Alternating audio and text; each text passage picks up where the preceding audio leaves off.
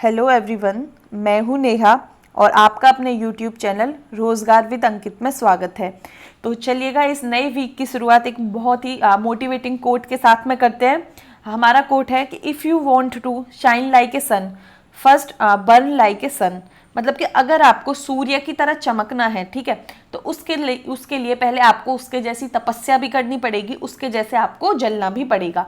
यहाँ पे मतलब है बहुत मेहनत करनी पड़ेगी। आपका कोई भी ड्रीम है, कोई भी सपना है, पढ़ाई से रिलेटेड हो सकता है, किसी भी चीज़ से रिलेटेड हो सकता है, तो उसे पाने के लिए भाई आपको पहले बहुत मेहनत करनी पड़ेगी और तभी आपको वो मिलेगा। ये नहीं कि आप सीधा देख के हमारे मतलब बहुत सारे मनों, कभी कभी मेरे मन में भी, सबके मन में ख्याल आता है कि भाई देखिए उसकी ज़िंदगी सही कट रही है, मतलब उसके पास में सब कुछ है।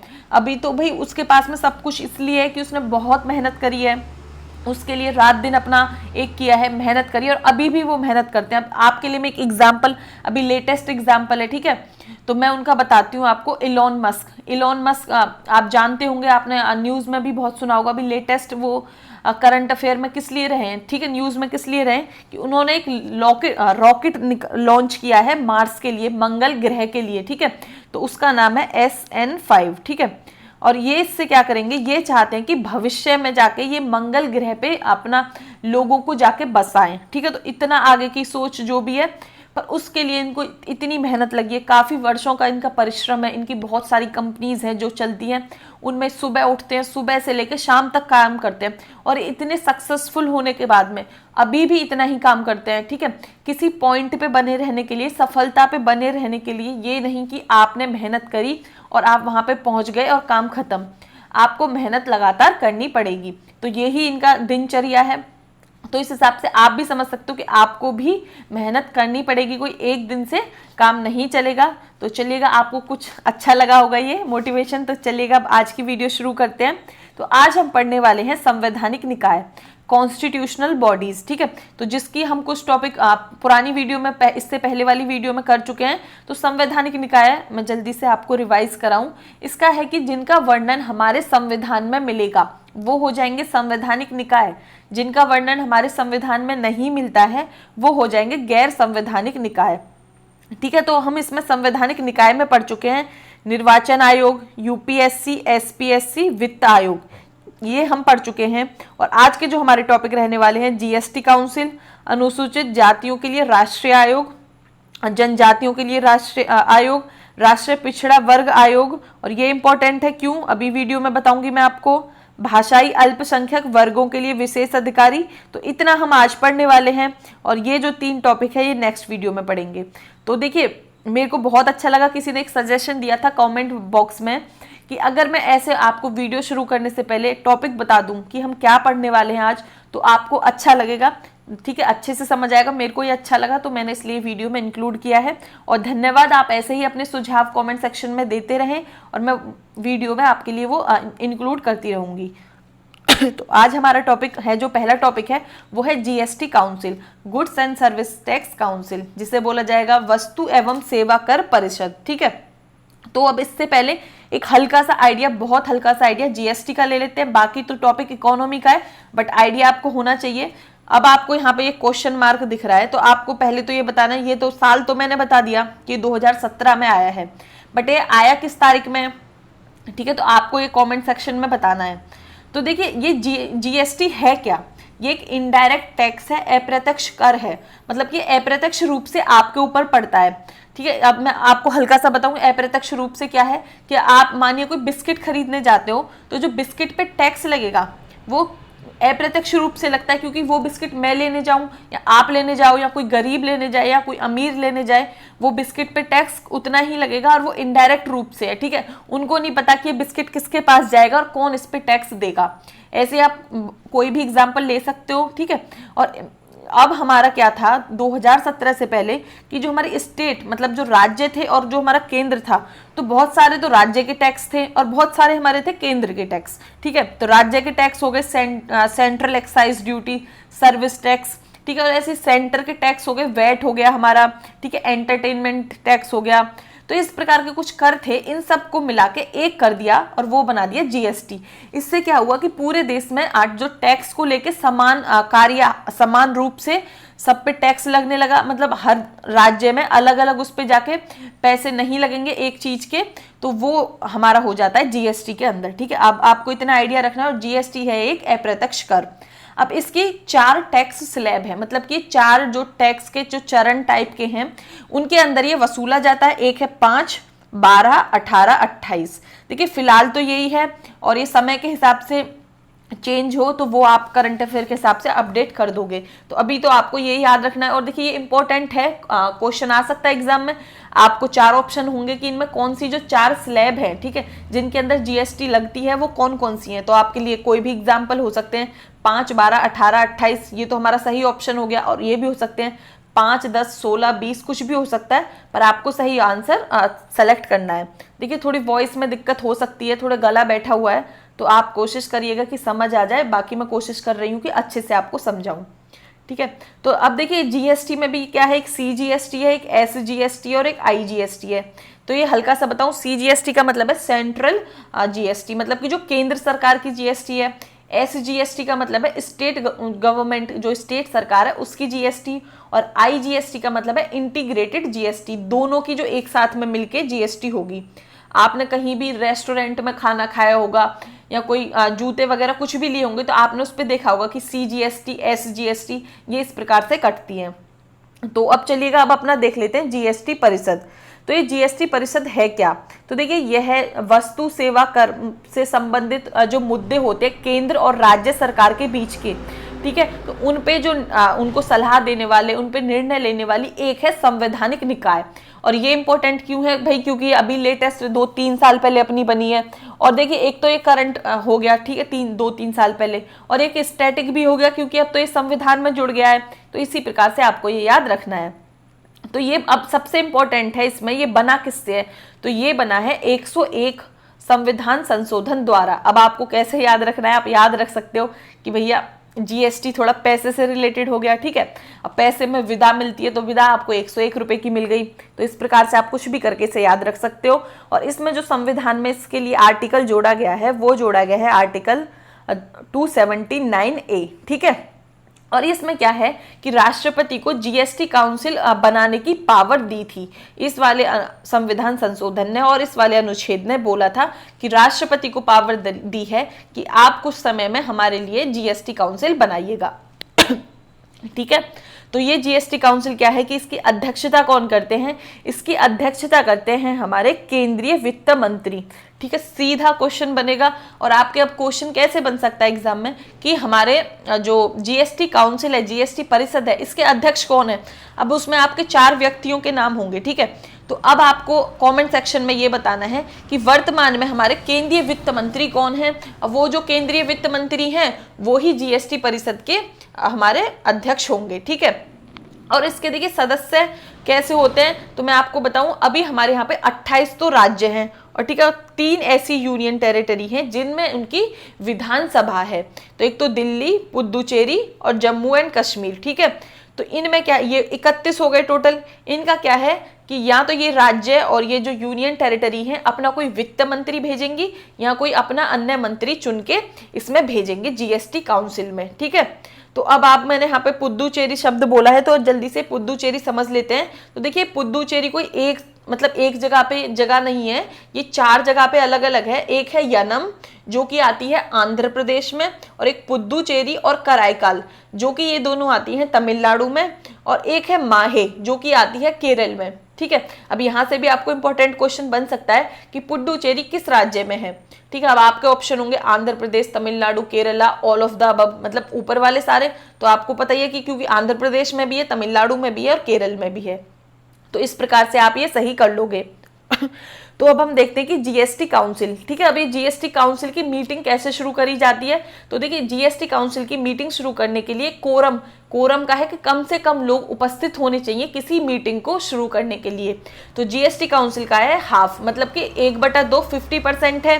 तो देखिए, और इसमें निर्णय कैसे लिए जाएंगे, ये तो इतने लोग तो उपस्थित चाहिए कम से कम, और निर्णय लेने के लिए कम से कम जो 3/4 सदस्यों द्वारा कोई निर्णय पास किया जाना चाहिए, ठीक है। और इसमें वोटिंग पावर क्या है, तो देखिए सीधा क्वेश्चन यहीं से बन सकता है कि हमारी जो जीएसटी परिषद है उसमें केंद्र के पास में ज्यादा वोटिंग पावर है या राज्य के पास में ज्यादा वोटिंग पावर है।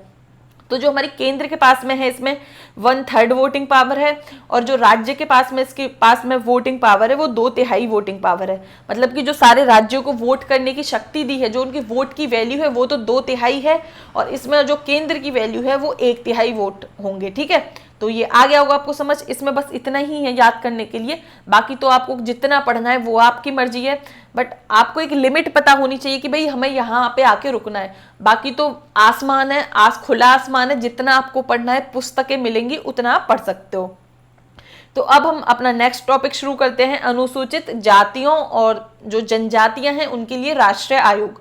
तो अब इस टॉपिक को शुरू करने से पहले मैं पहले तो आपको स्केड्यूल्ड कास्ट जो एससी हैं मतलब अनुसूचित जातियां, और एसटी अनुसूचित जनजातियां, इन दोनों में आपको अंतर बताऊं तो देखिए एससी और एसटी जो हमारे संविधान में, ठीक है, जो ऑफिशियल आधिकारिक रूप से और जो भारत सरकार जो शब्द यूज करती है, जो पिछड़े मतलब दलित लोग हैं उनके लिए ये एससी वर्ड यूज करती हैं। ठीक है, मैं भी यही शब्द यूज करती हूँ, बट अब आपको समझाने के लिए दलित शब्द का इस्तेमाल करना पड़ रहा है, तो उन दलितों के लिए एससी शब्द का प्रयोग किया जाता है। ठीक है, और ये एसटी कौन होते हैं, ये होते हैं स्केड्यूल्ड ट्राइब, मतलब कि अनुसूचित जनजाति, मतलब कि ये रहते हैं हमारे जंगलों में।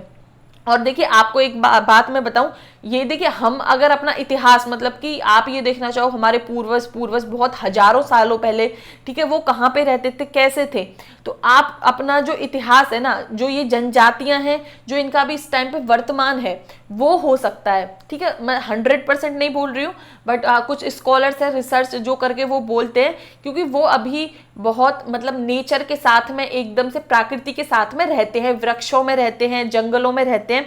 तो ये है हमारे स्केड्यूल्ड ट्राइब। तो इनके लिए बना है अनुसूचित जातियों और जनजातियों के लिए राष्ट्रीय आयोग, क्योंकि अब आपको पता चल चुका है क्योंकि इनमें पिछड़ापन काफी है और इनके लिए एक विशेष आयोग या किसी चीज की जरूरत है। तो वो आयोग कैसे आया मैं आपको वो अभी इसी वीडियो में बताने वाली हूँ।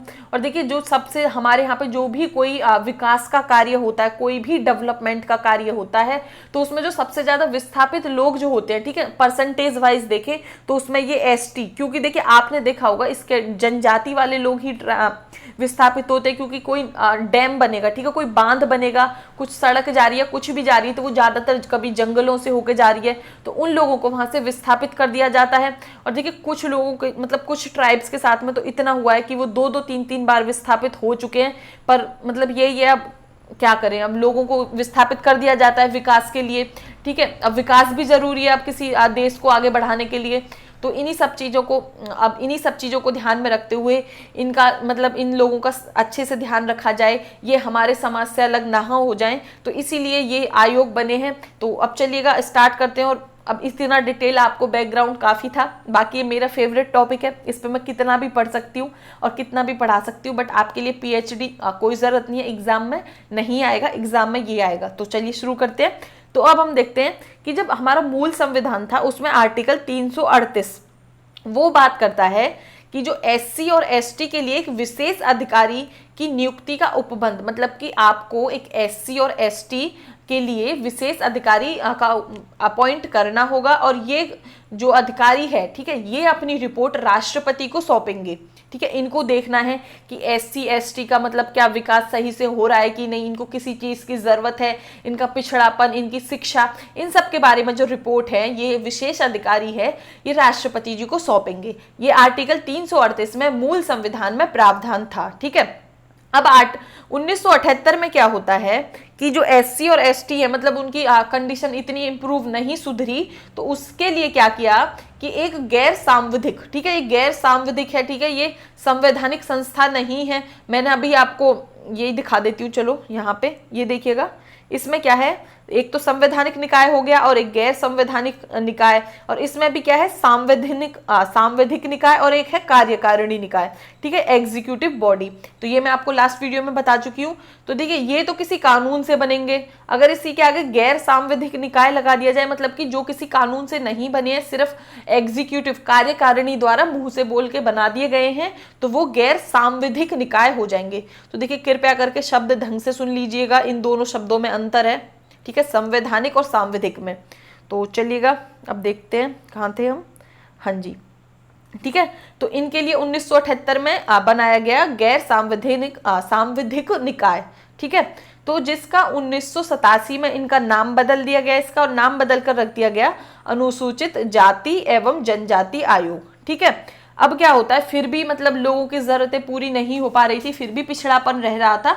तो 1990 में क्या होता है, 1990 में 65वां संविधान संशोधन अधिनियम, ये CAA कॉन्स्टिट्यूशनल अमेंडमेंट एक्ट, मैंने संविधान संशोधन अधिनियम को शॉर्ट में लिख दिया है।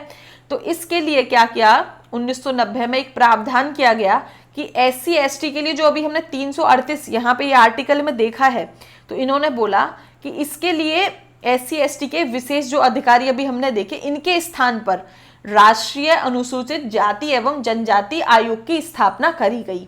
और ये किससे करी गई, देखिए ये अभी दोनों एक हैं, अनुसूचित जाति और जनजाति, ये 1990 में 65वें संविधान संशोधन से किया गया।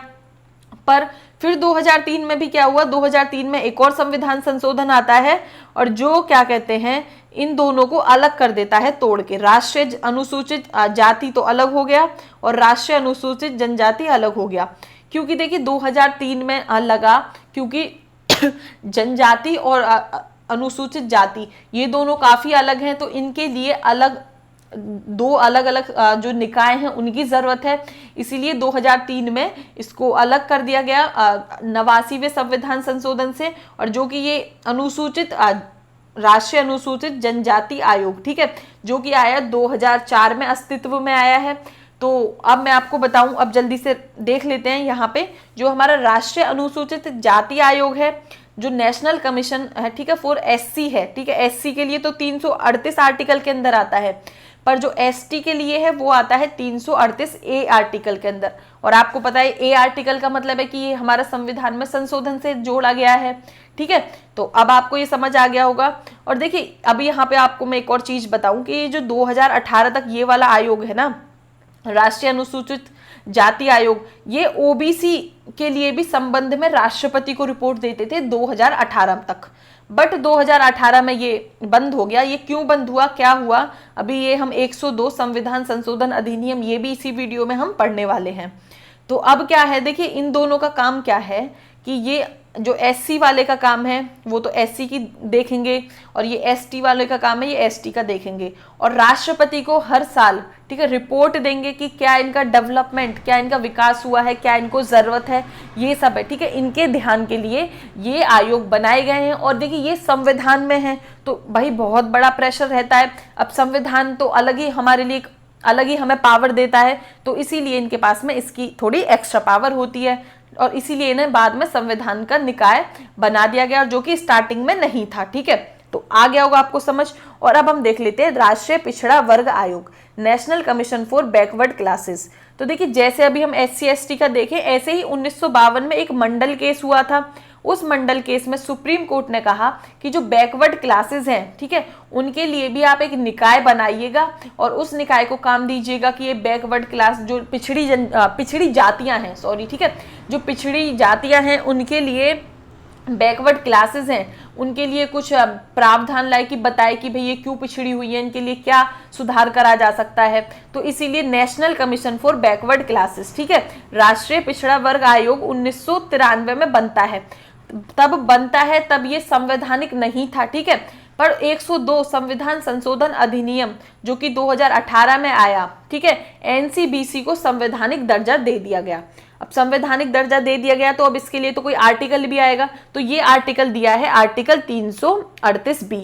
इसीलिए जो यहाँ पे ये वाला जो काम इसका ये SC वाला कमीशन करता था, अब ये वाला काम 2018 के बाद से OBC का जो कमीशन है, ठीक है, उसे ही राष्ट्रीय हमारा जो राष्ट्रीय ओबीसी का आयोग है उसे ही संवैधानिक दर्जा दे दिया गया, तो इसीलिए वो अपना कार्य अब खुद करेगा। ठीक है, तो आ गया होगा आपको ये समझ। और अब हम देख लेते हैं इन तीनों कमीशन को। ठीक है, मैंने यहाँ पे एक लिख दिया है ताकि आप जल्दी से क्विक रिवीजन कर सको। तो एनसीएससी हो गया, national commission for scheduled caste, जो कि आता है 338 के अंदर। एनसीएसटी हो गया 338 ए के अंदर। और NCBC, national commission for backward class, वो आता है 338 बी के अंदर। इनमें क्या होता है, सब में एक अध्यक्ष है, एक उपाध्यक्ष है और 3 अन्य सदस्य होते हैं। ये सभी की यही संरचना है तीनों की। ठीक है, तो अब आपको ये तो पता चल गया कि भाई ये संवैधानिक है अब तीनों। ठीक है, प्लीज क्वेश्चन बन सकता है कि इनमें से कौन सा जो निकाय है वो संवैधानिक है कि नहीं तो आपको पता रहना चाहिए। और ये वाला तो स्पेशली बहुत ही आपको याद रखना है क्योंकि ये भी लेटेस्ट था। और लेटेस्ट का मतलब है मेरे से आपका, देखिए अगर आपका ऐसे क्वेश्चन कोई आता है कि ये मीटिंग कहाँ हुई, ये कहाँ हुई, तो ये तो एक डेढ़ साल में क्वेश्चन पुराना हो जाएगा। बट ये क्वेश्चन है कि संविधान में जुड़ चुका है, तो ये तो एक तो आपका करंट का भी होता है और एक ये होता है स्टैटिक का भी होता है। ठीक है, और अब देखिए यहाँ पे कंफ्यूजन नहीं रखना है। ये राष्ट्रीय महिला आयोग, राष्ट्रीय अल्पसंख्यक आयोग, राष्ट्रीय मानवाधिकार आयोग और राष्ट्रीय बाल अधिकार संरक्षण आयोग, ये सारे के सारे संवैधानिक नहीं है। इनका संविधान में कोई वर्णन नहीं मिलता है, तो कंफ्यूज आपको ऐसे ही इनके साथ में इनको ऑप्शन देके किया जाएगा, इसीलिए मैंने आपको ये ऑप्शंस यहाँ पे रख दिए हैं। तो अब हमारा जो नेक्स्ट है इसके बाद में वो है भाषाई अल्पसंख्यक वर्गों के लिए विशेष अधिकारी, special officer for linguistic minorities. यहाँ पे कि जो अल्पसंख्यक हैं, ठीक है, जो भाषा के आधार पर अल्पसंख्यक हैं, उनके लिए विशेष अधिकारी का प्रावधान हमारे संविधान में किया गया है, जो कि हमारे मूल संविधान में नहीं था। ठीक है, मूल संविधान में ये नहीं था। ये प्रावधान हमारा किया गया राज्य पुनर्गठन आयोग की सिफारिश पे, जो कि 7वें संविधान संशोधन अधिनियम 1956 में किया गया। और उसमें भाग 17 में हमारे संविधान में ये आर्टिकल जोड़ा गया, आर्टिकल 350 बी। ठीक है, इसका मतलब है इसने कहा कि जो भाषाई अल्पसंख्यक वर्गों के लिए एक विशेष अधिकारी होगा और जिसकी राष्ट्रपति नियुक्ति करेंगे। इनका काम क्या है कि जो हमारे देश में जो भाषा के आधार पर जो लिंग्विस्टिक माइनॉरिटीज हैं, ठीक है, जो भाषा के आधार पर अल्पसंख्यक हैं, उनके बारे में क्या करना चाहिए, उनकी रिपोर्ट, ये सब के लिए इसका जो गठित होगा वो आर्टिकल 350 बी में होगा। और इसको देखिए, आपको मैं एक बताऊं कि ये जो भाषाई अल्पसंख्यक क्या है, इसे हमारे संविधान पूरी रूप से परिभाषित नहीं करता है, बट इसकी परिभाषा जो सुप्रीम कोर्ट है उसके निर्णय के अनुसार या कोई कमीशन बनाया उनके अनुसार समय समय पर आती रहती है। आ गया होगा आपको समझ। ठीक है, और देखिए आपको याद कैसे रखने में थोड़ा मतलब, देखिए आपके एग्जाम में अगर कोई क्वेश्चन आ जाए कि जो हमारा भाषाई अल्पसंख्यक वर्ग के लिए विशेष अधिकारी का प्रावधान हमारे संविधान में किस आर्टिकल में है, अगर आपको ये भी चीज याद रहती है ना कि मूल संविधान में नहीं था, मतलब कि वो संविधान संशोधन से ही आया होगा और उसके लिए हमारे संविधान में कुछ ऐसा आर्टिकल जोड़ा गया होगा ABCD, तो इस प्रकार से आप, अगर आपके ऑप्शन कुछ इस प्रकार से होते हैं कि 340 आर्टिकल, 350, वो 352 आर्टिकल, 351 आर्टिकल और एक होता है 350B आर्टिकल, तो आप इस प्रकार से इसे सही आंसर ऐसे जाके आप सेलेक्ट कर सकते हो। ठीक है, और आप यहाँ पे देख सकते हो कि इसका हेडक्वार्टर है वो है प्रयागराज यूपी में, और जो इसके क्षेत्रीय कार्यालय हैं वो बेलगाम, चेन्नई और कलकत्ता में। और अगर आप यूपी से हो तो आपके लिए, आपके एग्जाम की दृष्टि से ये इंपॉर्टेंट हो सकता है क्योंकि इसका हेडक्वार्टर यूपी में है।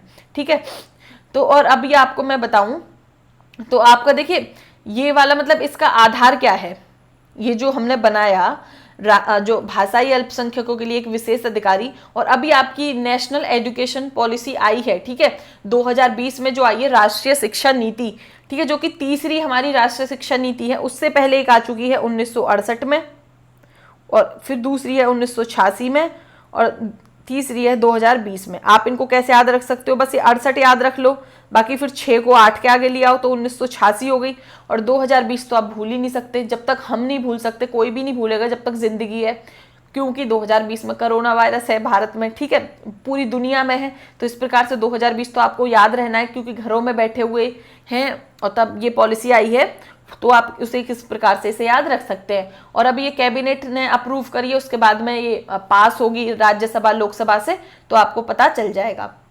तो ठीक है, 350A हमारा आर्टिकल बात करता है संविधान का कि जो हमारे राज्य हैं, ठीक है, उन्हें कोशिश करनी चाहिए कि जो प्राइमरी एजुकेशन है, जो प्रारंभिक शिक्षा है, वो मातृभाषा में ही दी जानी चाहिए। और इस पे जोर हमारा नेशनल एजुकेशन पॉलिसी ने भी दिया है, क्योंकि देखिए बच्चा जितना बचपन में सीख सकता है वो अपनी मातृभाषा से ही सीख सकता है।